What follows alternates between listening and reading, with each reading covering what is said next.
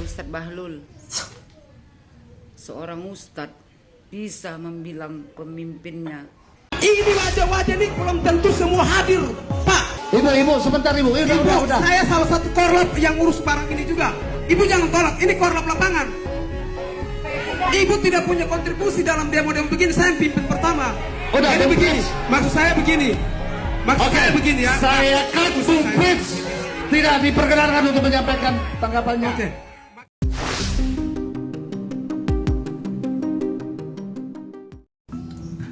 Oke guys, jumpa lagi di channel update. Dan buat kalian yang belum subscribe dulu untuk mendapatkan notifikasi berita-berita yang lagi trending, lagi viral, khususnya tentang politik pemilu 2024. Nah guys, kali ini saya akan membahas salah satunya adalah video tentang keributan ya yang terjadi antara pendukungnya Abah dengan Ganjar, dimana ini lucu ya teman-teman. Saya pastinya nggak tahu ya akar permasalahannya apa, namun video ini memang sudah beredar dan ini trending di media sosial. Dan lagi-lagi ya, ini menurut saya pemicu utama dari keributan ini adalah dari seorang Frits Alor Boy. Nah, lagi-lagi ya teman-teman ya, tampaknya Alor Boy ini ternyata saya kira dia hanya bisa ribut dengan pendukungnya 02. Ternyata Alor Boy ini juga akhirnya kita lihat ya teman-teman ya, akhirnya memang di internal kubu yang mengaku bahwa mereka bersatu, mereka berkoalisi, mereka menyebut itu adalah kubu 04. Ya lama-lama pasti ada perpecahan di internal, baik secara tidak langsung ataupun langsung ya. Dan ini terbukti dari video yang akan kita saksikan sama-sama nanti teman-teman ya. Jadi lagi-lagi intinya sih menurut saya pemicu utamanya adalah si Alor Boy ini.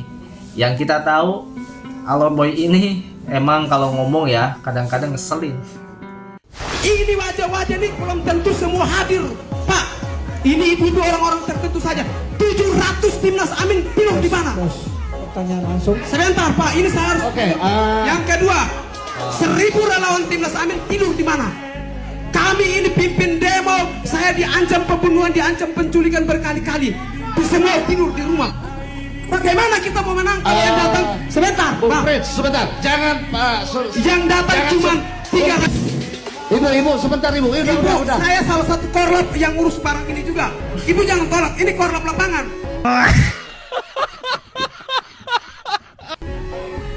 Ibu tidak punya kontribusi dalam demo-demo begini, saya pimpin pertama. Udah, Jadi Bung begini, Frits. maksud saya begini. Saya begini ya. Saya cut Bung Frits. Tidak diperkenankan untuk menyampaikan tanggapannya. Oke, maksud saya begini. Saya saran kalau bisa TPN dan timnas Amin jangan tidur, ambil alih juga supaya kita 1 juta. Iya, memberikan semangat saja sifatnya, bukan menjustis dan bukan menggeneralisasikan semuanya. Setuju Bung Frits. Sabar semuanya.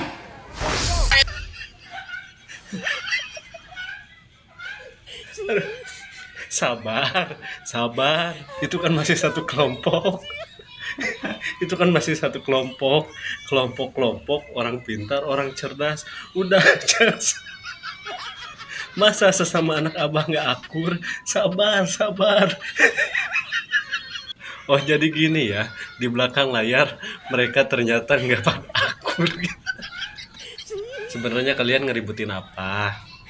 Yang itu koordinator, yang ini koordinator, yang itu ketua korlap, yang ini ketua korlap. Udah semua aja ketua korlap, semua aja koordinator. Udah biar adil. Ibu, sebentar ibu. Udah. Saya salah satu korlap yang urus barang ini juga. Frits, kok bisa-bisanya berantem sama Mama?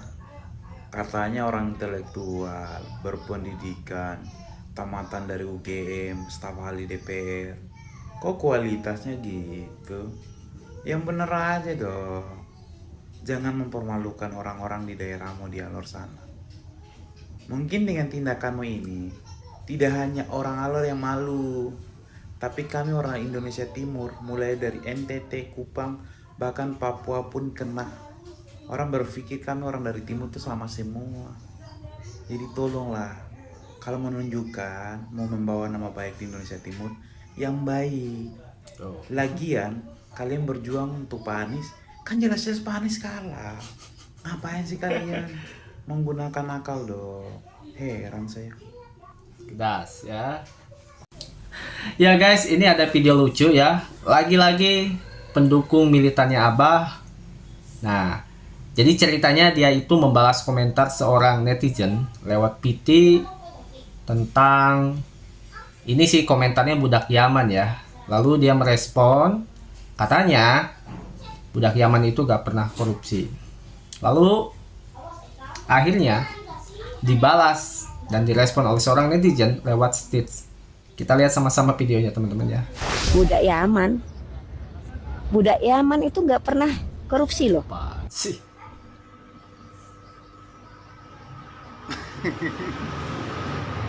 Halo Eva. Eva, lu dari Indonesia ke Tanah Suci bukannya ibadah, cuma numpang nyinyir sama pengen ketemu Pangeran Madinah. Itu pangeran nyinyir, makanya lu berangkat. Tapi bukan ibadah. Kalau orang ibadah ya Pak, gua kasih tahu nih, sejatinya orang ibadah nih ya, HP ditinggal di kampung di negara kita. Jadi kita nggak mikirin kejadian yang di negara kita seperti apa, kita fokus sama ibadah. Lu mah bukannya ibadah ya Pak, bukan, tetap aja ya lu berdoa, lu posting lu minta sama Gusti Allah, lu posting. Sejatinya karakter orang 01 kayak gitu, kayak junjungan lu Bapak Anies Rashid Baswedan, jadi imam aja diposting biar kelihatan dia agamis. Padahal wow, ibadah umroh aja katanya dapat undangan dari pemerintah Saudi Arabia. Nggak taunya apa? Bohong. Eva, inget nggak sang paduka raja gubernur DKI 2017 masa bakti sampai 2000 berapa tuh waktu itu, sang paduka raja Ibunda Ratu Ibunda Ratu gubernur waktu itu dapat dana hibah berapa miliar Eva. Orang lain boleh lu bohongin, kalau gue tahu data-datanya. Eva, kalau ngomong lu telaah dulu, lu telisik dulu. Lu ngomong kayak gini kira-kira dimentahkan kagak sama pengikutnya, anak buahnya jenderal yang kira-kira tahu semua data-datanya. Zaman Wan Ngibul jadi gubernur, kagak ada yang korupsi, nggak ada. Cuma bahasanya diganti, kelebihan bayar. Kelebihan bayar. Zamannya junjungan lo, kagak ada penggusuran, nggak ada. Yang ada apa? Penggeseran. Zaman junjungan lo, apa prestasinya? Nggak ada. Itu yang bikin JPO macam-macam, bikin JIS. Yang ada zaman junjungan lo, pergantian nama rumah sakit jadi rumah sehat, nama jalan. Pak, asal lo tahu, Pemprov DKI anggarannya paling besar, 80 T per tahun. Kalau 5 tahun berapa? 400 triliun. Apa yang udah dibuat sama junjungan lo? DP 0%. Beuh. Janjinya apa DP 0%? Buat siapa? Terrealisasi enggak? Terrealisasi, cuman minim. Janjinya buat orang yang gimana? Oke, oceh. Mana? Banyak Pak. Formula E. Kelebihannya banyak buat bayarnya. No. pohon yang di Monas dicabut, ditebang. Apa bahasa dia? Disehatkan. Nggak tahu tuh pohonnya pada kemana. Kayaknya dibikin gerobak bakso. Gerobak bakso. Epa, kalau bicara tentang junjungan lu nggak kelar 2 hari. Soalnya apa? Bahasanya ketinggian. Orang Indonesia yang usia di atas 60 itu kayak mbah gua nih. Nah, itu nggak kenal siapa yang namanya Anies. Kayak apa wujudnya? Nggak kenal. Anies setetes juga nggak ada dari Indonesia, makanya nggak direstuin sama buyut, sama para pejuang yang udah meninggal di medan perang, yang notabene-nya mengusir orang-orang asing dari Indonesia, Ibu Pertiwi. Lah lu orang imigran, lu mau jadi presiden di negara gua. Pak. Nyadar. Kalau lu keke pengen junjungan lu jadi presiden, jangan di Indonesia, lu bawa kemana ge. Kan lu bilang katanya Anies banyak yang nampung. Anies orang muda, lu bawa aja ya. Gue ikhlas, gue ridho. Banyak yang nampung di mana? Cuman lu bikin negara jangan di Indonesia.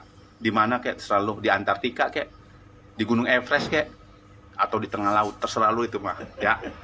Soalnya ribet. Ribet. No, yang ngusung dia.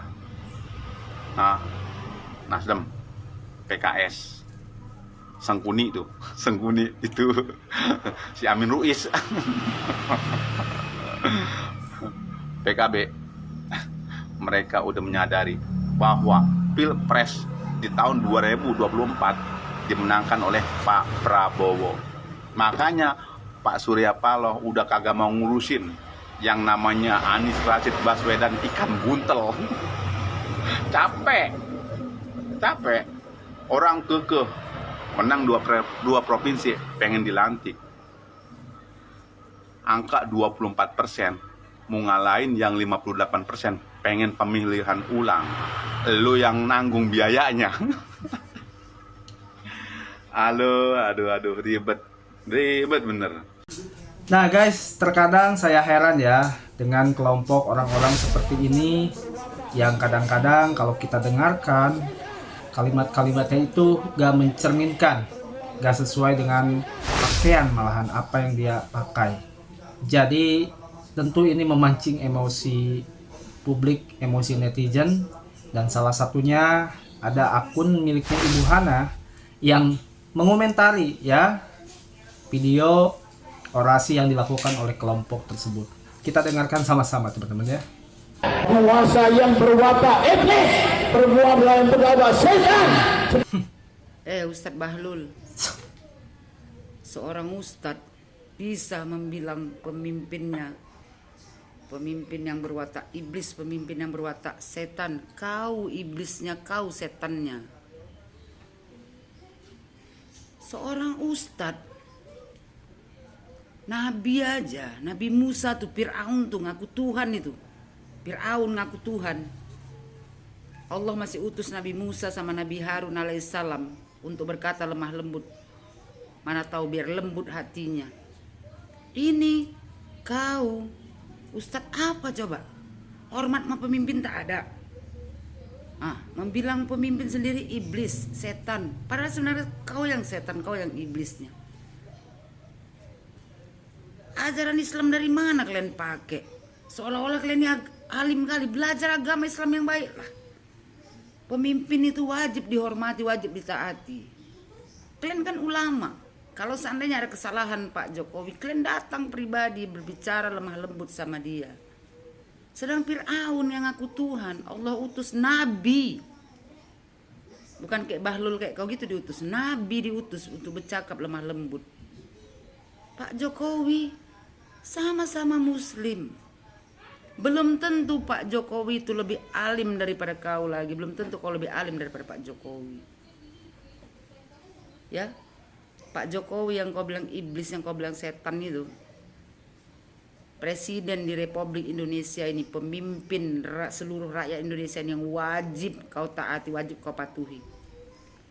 Nanti sama pendukung Anies ini, pemimpin yang mana yang wajib ditaati? Pemimpin apapun dia wajib kau taati, kecuali dia mengajak kalian ke jalan menduakan Tuhan, baru tak kalian taati. Cerdas. Ini kalian dikasih kebebasan, beribadah bebas, teriak-teriak bebas, menghina bebas. Kalian bilang dia zolim, kalian bilang dia iblis, kalian bilang dia setan. Padahal kalian sendiri yang berdiri semua di situ tuh adalah iblis dan setan kumpul. Apa enggak malu? Malulah setidaknya. Kita ini aja yang tak paham kali agama, mengerti kita masalah itu. Kalian bisanya berdoa, pemimpin yang iblis, pemimpin yang setan, di mana lah? Urat malu kalian nggak ada semuanya. Hanya untuk kepentingan pribadi, menjual agama hanya untuk kepentingan pribadi. Ini yang dibilang akhir zaman sekarang. Berkedok Islam, dibungkus, dibalut. Tapi hati. Astagfirullahaladzim. Nah guys, video berikutnya ini lucu banget nih ya. Dan ini sih mewakili pertanyaan dari saya pribadi. Jadi katanya teroris di lubang semut itu bisa ketemu. Ini yang demo berjilid-jilid. Nah ini kok biangnya gak ketemu-ketemu. Lucu ya. Kita lihat teman-teman videonya. Bingung gua mah. Teroris di lubang semut ketemu. Ini yang demo tiap hari berjilid-jilid, biangnya nggak ketemu, asal biangnya ditangkap, udah curut kayak kebodi jongos. Sekali lagi teroris di lubang semut ketemu. Ini yang demo berjilid-jilid, masa biangnya nggak ketemu? Bingung nggak ini? Apa emang ada persekongkolan kali ini ya? Ya maaf nih, saya bosan demo lagi, dikit-dikit turun Jokowi, dikit-dikit turun Jokowi. Emang Pak Jokowi salah apa? Kemungkinan orang itu kedudukannya diusi karena kebanyakan korupsi, dibabat habis sama Pak Jokowi. Makanya Pak Jokowi selalu kena sasaran. Nah, sekali lagi nih, maaf nih, Pak Polri, Pak Polisi, Pak TNI memberantas teroris di lubang semut ketemu, ditutupin malah dalam kuburan masih ketemu. Ini yang demo nih, asal kena aja biangnya, ya ilah, lunas sudah, adem negara. Ini ampun, kelewatan. Sekali lagi, teroris di lubang semut, bukan di lubang semut lagi, di dalam dasar bumi ketemu. Ini yang demo berjilid-jilid, waduh, biangnya nggak ketemu-temu, sulit nih biangnya nih, asal biangnya ketemu aja nih, biangnya ketemu, iyalah nggak bedanya mancing belut, lindung, keras berkicauan berdudut aja, ya. Kalau kue dadar dibungkus enak, untinya tuh manis, tapi ngaku-ngaku Islam dalil melulu, dalil semua juga orang tahu yang namanya Islam mah, tapi ngejalanin enggak, nyatanya ngejalanin yang ngerungsepin. Satu, kedua, kalau demo dibungkus sama agama enak, keluarnya dalamnya pahit kayak antawali, tahu nggak jadam pahit, makanya tuh pada ngeblenger. Wajar Kiai Imat, hah? Semua dibudalin nafsat karena ulahnya sendiri, bukan ulah orang pribumi, ulahnya sendiri, menghina, mencaci. Nih kalau pengen masuk surga sama oknum Habib, gampang kalau percaya sama Habib, Pak. Kentut dipasukin ke botol, air kencing masukin ke botol, tadi minum tuh dapat surga. Sekarang Habib yang mana? Orang Islam tuh semua setuju, senang sama Habib. Tapi Habib yang mana? Sedangkan kita ini emang, kita menganut ke Nabi Muhammad SAW. Itu asal kalah nih debat, menghina Abayu sama dengan Nabi Muhammad sallallahu alaihi. Bukan ke situ pertanyaannya. Yang dipertanyakan ini masalahnya ini kok dijawabnya ngono atau pada bingung ngeblenger. Emang dasar. Nah guys, ini video komentar dari Noel ya, salah satu relawan dari Jokman, Jokowi Mania. Jadi dia merespon tentang pernyataan dari Hasto pada saat itu, yang intinya adalah jika Pak Jokowi ingin ketemu Bu Mega, maka temuilah terlebih dahulu kader atau ranting-ranting yang ada di daerah. Kan ngaco.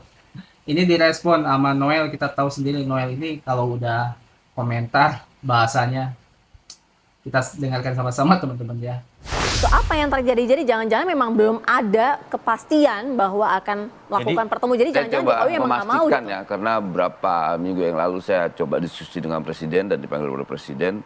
Presiden menyampaikan agenda pertemuan dengan Bu Mega itu selalu di atas mejanya Presiden. Bahkan di hati dan otaknya. Tapi kenapa nggak dilakukan? Nah, saya nggak tahu lah. Kenapa bagaimana mau ketemu? Oh, maaf ya, kemarin aja waktu Rosan datang aja mau sowan aja silaturahmi kan 2 kali.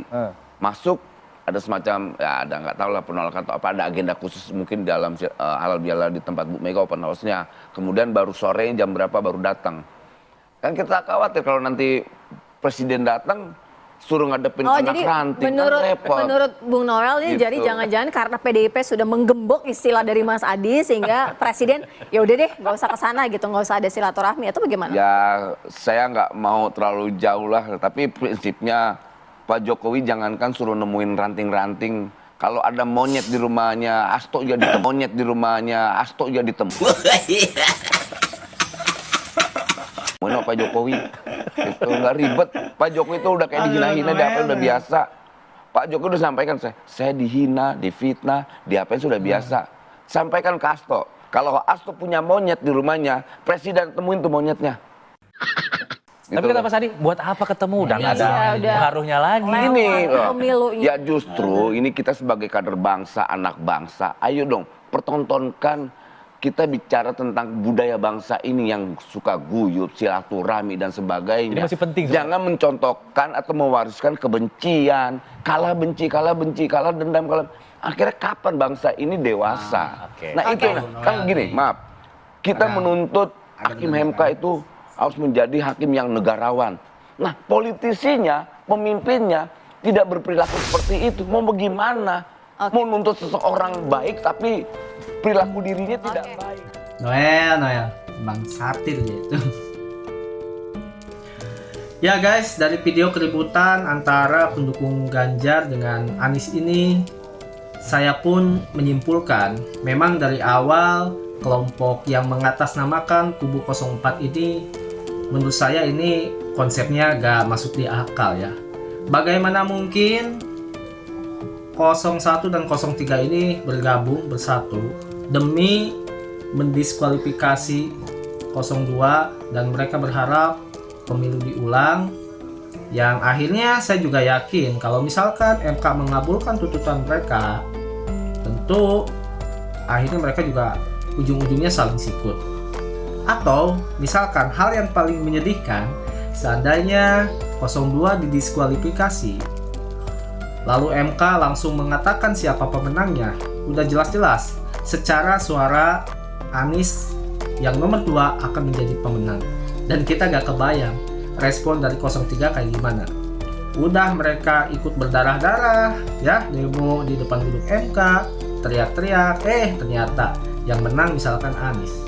Atau misalkan skenarionya seandainya misalkan pemilu diulang, lalu yang menjadi pemenang misalkan Ganjar, ya sama ya sebaliknya. Udah pendukung Anies ini demo berdarah-darah ya, teriak-teriak, akhirnya yang menang Ganjar juga. Jadi intinya sih dalam politik itu memang benar, tidak ada kawan sejati, yang ada hanyalah kepentingan. Jadi ada baiknya ya menurut saya sesegera mungkin 01 dan 03 ini khususnya bagi para pendukungnya, udahlah ya, kita mulai lembaran baru, karena memang pada akhirnya ketika kelak MK memutuskan Prabowo Gibran tetap dilantik, maka gak ada yang bisa kalian lakukan lagi. Sekalipun memang secara fasilitas hukum itu masih ada tahapan berikutnya yang mungkin mereka akan menempuh ke jalur hukum melalui PHPU, tapi rasa-rasanya sih berat teman-teman ya. Jadi ya udahlah, bersabar, tunggu 5 tahun berikutnya di 2029 nanti. Siapa tahu ya, Prince Alorboy ini juga memiliki potensi sebagai anak bangsa. Ya siapa tahu Alorboy tiba-tiba misalkan dia punya elektoral yang tinggi di tahun 2029 nanti untuk diusung menjadi calon presiden. Kita gak ada yang tahu ya. Pak Jokowi aja yang tadinya tukang kayu kan bisa jadi presiden. Ya masa Alorboy gak bisa? Katanya ngakunya kan paling cerdas. Jadi teman-teman, intinya video tadi memberi pelajaran kepada kita bahwa memang pada akhirnya semua memiliki kepentingan masing-masing. Khususnya buat kita para pendukung ataupun relawan, ya kita cukup paham aja. Karena memang kewajiban kita menurut saya sudah sampai di tanggal 14 Maret.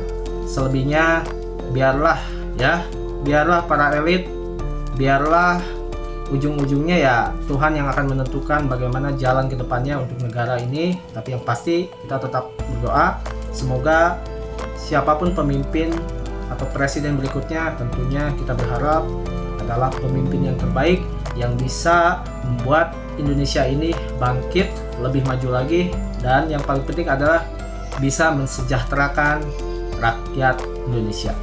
Sampai jumpa di video berikutnya.